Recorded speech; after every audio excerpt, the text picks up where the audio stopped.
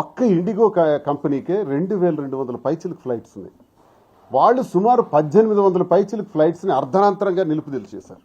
ఈ రోజుకి కూడా ఇంకా 400 నుంచి 500 ఫ్లైట్స్ ఇంకా రెక్టిఫై కాలేదు.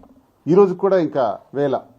ఈ పరిస్థితుల్లో వాళ్ళు ఇచ్చినటువంటి ఆదేశాల మేరకు ఫ్లైట్స్ అన్ని ఆగిపోతే ఎయిర్పోర్ట్స్లో పెద్ద గందరగోళం, అప్రూర్.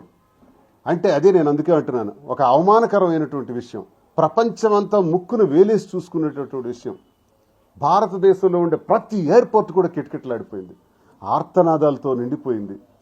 ఒకవైపు తండ్రి డెడ్ బాడీ ఉంది, తండ్రిని చూడటానికి వెళ్లాల్సిన కొడుకు, తల్లి అనారోగ్యంతో ఆసుపత్రిలో ఉంది, చూడటానికి వెళ్ళవలసినటువంటి కూతురు, పెళ్లి నిశ్చయమైంది, నిశ్చితార్థం కోసం వెళ్తున్నటువంటి పెళ్లి కొడుకు పెళ్లి కూతురు.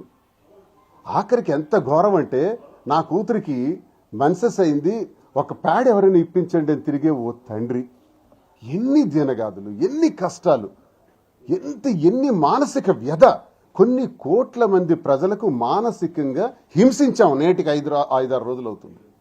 ఎందుకు? జస్ట్ ఒక సీఈఓ, ఇండిగో సీఈఓ స్టేట్మెంట్ వల్ల ఈ జరిగినటువంటి తీవ్రమైనటువంటి పరిణామం. అయితే ఇండిగో సీఈఓ ఎవరు? What rights is having, and what capacity he can direct the Indian government?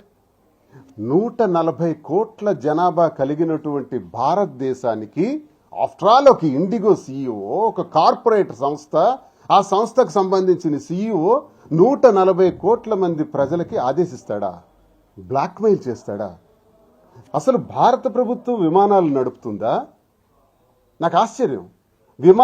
విమానాలకు సంబంధించిన ఒక కార్పొరేట్ సంస్థ ప్రభుత్వాన్ని నడిపిస్తుందా? అర్థం కావట్లా. దీనికి సమాధానం కావాలి. అసలు అకౌంటబిలిటీ ఎవరిది? జవాబుదారీ ఎవరు? దీనికి బాధ్యుల్ని ఎవరిని బాధ్యుల్ని చేయాలి? చాలా జాగ్రత్తగా ఆలోచించవలసినటువంటి విషయం ఇది. చాలా పెద్ద ప్రమాదం జరిగింది, ఒక పెద్ద విపత్తుది. సూట్ కేసులు చూస్తే ఎయిర్పోర్ట్స్లో లక్షల సూట్ కేసులు ఉన్నాయి, వదిలేసి వెళ్ళిపోయినారు.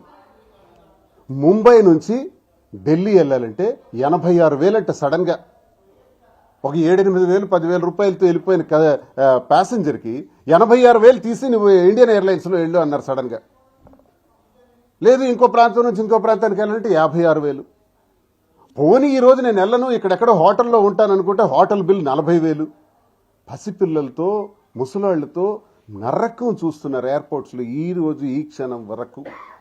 మరింత దారుణమైన పరిస్థితులు దారితీయటానికి కారణం స్పష్టంగా మోనోపొలీ అండ్ డియోపొలీ కనబడుతుంది. అంటే ఒక వ్యక్తికే పూర్తి స్వేచ్ఛనిచ్చి వ్యాపార రంగంలో ప్రోత్సహించడం ప్రభుత్వం చేసినటువంటి నేరం. 140 కోట్ల మందికి ఈరోజు శాసించే స్థితికి ఇండిగో సీఈఓ ఎదిగాడు అంటే ఇది ప్రభుత్వం తీసుకున్నటువంటి రాంగ్ డెసిషన్. ఇప్పుడు ఈ రకంగానే ఆలోచిస్తుంటే ఇంకా చాలా ప్రమాదాలు దేశంలో జరగబోతున్నాయి. రేపు ఎయిర్టెల్ ఇదే ప్రమాదం వస్తుంది, లేకపోతే జియో కూడా ఇదే ప్రమాదం వస్తుంది.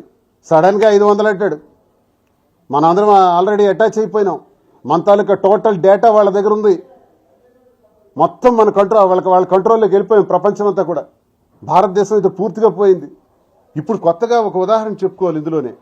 అదానీ అనేవాడు ఒక బిజినెస్లో ఒక ఫెయిల్యూర్ క్యాండిడేట్. ఫారెన్లో విపరీతమైన కేసులు ఉన్నాయి ఆయన పైన. ఆయనకి భారత ప్రభుత్వం ముద్దుబిడ్డగా చూస్తుంది.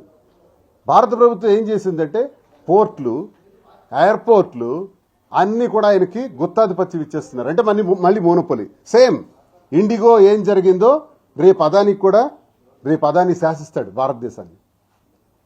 సుమారు 7-8 ఎయిర్పోర్ట్లు, సీపోర్ట్లు, అలాగే పోర్ట్లకు ఎయిర్పోర్ట్ల తాలూకా మెయింటెనెన్స్ కూడా మొత్తం ఆయనకు ఒప్పజెప్పేయటం వల్ల స్టీల్ ప్లాంట్ ఈరోజు చూడండి ఆగింది.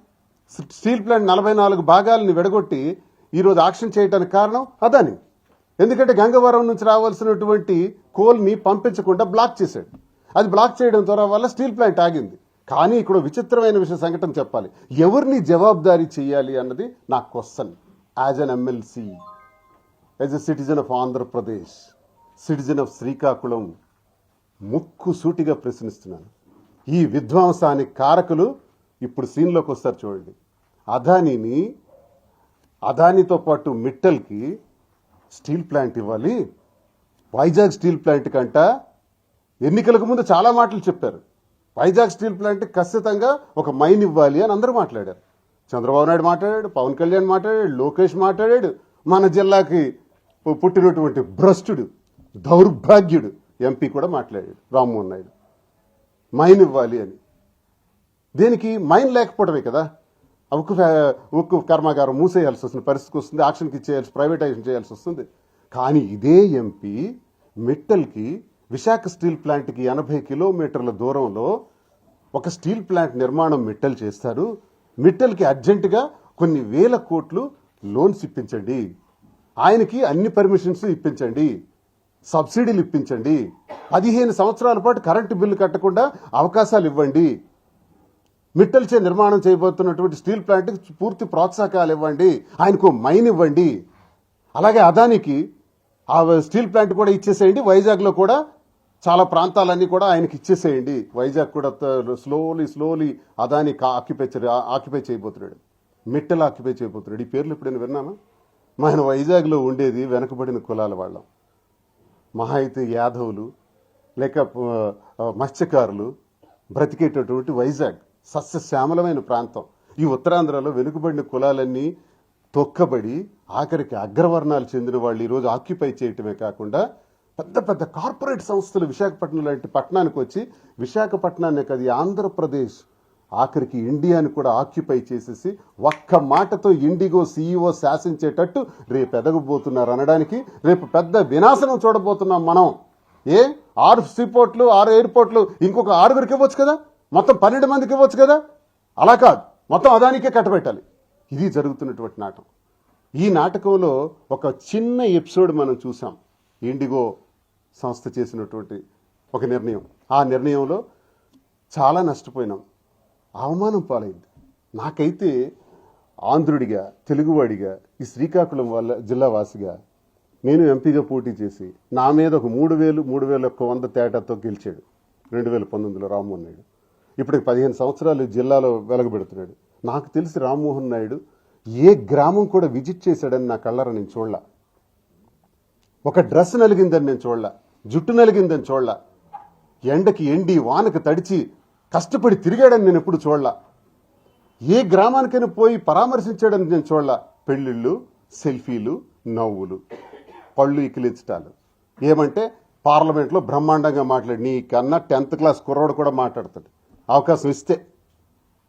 అంతటి మేధావులు ఉన్నారు, దేశ రాజకీయాల గురించి, ప్రపంచ రాజకీయాల గురించి మాట్లాడగలిగే మేధావులు ఉన్నారు. నువ్వేం గొప్ప కాదు, అదృష్టం కలిసి వచ్చి నువ్వు ఎంపీ అయినావు. ఎంపీ అయిన నువ్వు ప్రజల బాధ్యతలు విస్మరించావు. ఇది శ్రీకాకుళం చరిత్ర. శ్రీకాకుళంలో రామ్మోహన్ నాయుడుకు ఉన్నటువంటి విలువలు. ఒకరోజు కూడా ప్రజల పక్షాన్ని నిలబడినటువంటి వ్యక్తి, ప్రజల పక్షాన్ని మాట్లాడినటువంటి వ్యక్తి, కరోనా సమయంలో ఒక్క గృహాన్ని కూడా సందర్శించినటువంటి వ్యక్తి ఈరోజు కూటమి ప్రభుత్వంలో భాగంగా సివిల్ ఏవియేషన్ మినిస్టర్ అయినాడు. మినిస్టర్ అయిన తర్వాత ఒక పెద్ద ఎన్ని అఘాయిత్యాలు, ఎన్ని ప్రమాదాలు జరిగినాయంటే ఇండియన్ ఎయిర్లైన్స్కి చెందింది అహ్మదాబాద్లో 241 మంది అనుకుంటాను. బ్లాస్టింగ్ జస్ట్ 3 సెకండ్స్లో మరణిస్తూ ఒక్కడే మిగిలేరు. ఈయన వెళ్తాడు, వెళ్ళి బ్లాస్ట్ అయినటువంటి ఆ ఫ్లైట్ దగ్గర రీల్స్ తీసుకుంటాడు. రీల్స్ తీసి రీల్స్ ప్రచారం చేస్తాడు ఎంపీ. ఈయన డ్రెస్ నలగదు, చెమట కూడా పట్టదు, రీల్స్ మాత్రం బాగా వస్తాయి. యాక్సిడెంట్ అయిన ఫ్లైట్ దగ్గర, బర్న్ అయిపోయిన ఫ్లైట్ దగ్గర. దాని గురించి ఈ రోజు వరకు డిస్కషన్ లేదు పార్లమెంట్లో. ఈ రోజు వరకు వాస్తవాలు రివీల్ చేయలేదు. ఏమంటే ఇండియన్ ఎయిర్లైన్స్ వెరీ స్ట్రాంగ్, అది వాళ్ళు చాలా బాగా చేస్తారు, లోపాలు ఉండవు. ఇది మరి లోపాలు ఉండకపోతే యాక్సిడెంట్ అయింది, ఎలా అయింది? పైలట్స్ మీద తోసేసినారు. అమాయకులైన పైలట్స్ మీద. వాళ్ళు వెరీ సీనియర్, ఒక ఆయన రిటైర్మెంట్కి ముందున్నారు, ఇంకో ఆయన యంగ్ డైనమిక్ పర్సన్. ఇద్దరు కూడా చాలా అనుభవజ్ఞులు.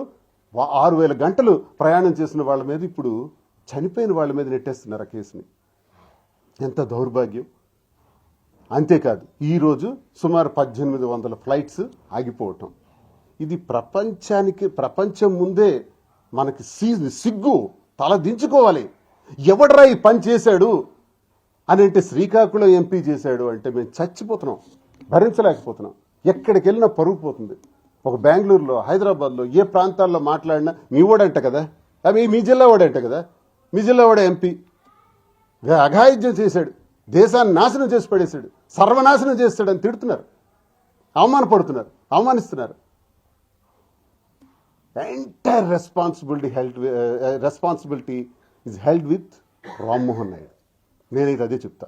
కేంద్ర ప్రభుత్వం గుత్తాధిపత్యం ఇచ్చి మోనోపాలీ డియోపాలీ ద్వారా కొంతమంది వ్యక్తులకే ప్రోత్సహించడం కేంద్ర ప్రభుత్వం తప్పైతే, ఒక సివిల్ ఏవియేషన్ మినిస్టర్గా నీవు రివ్యూ చేయవా?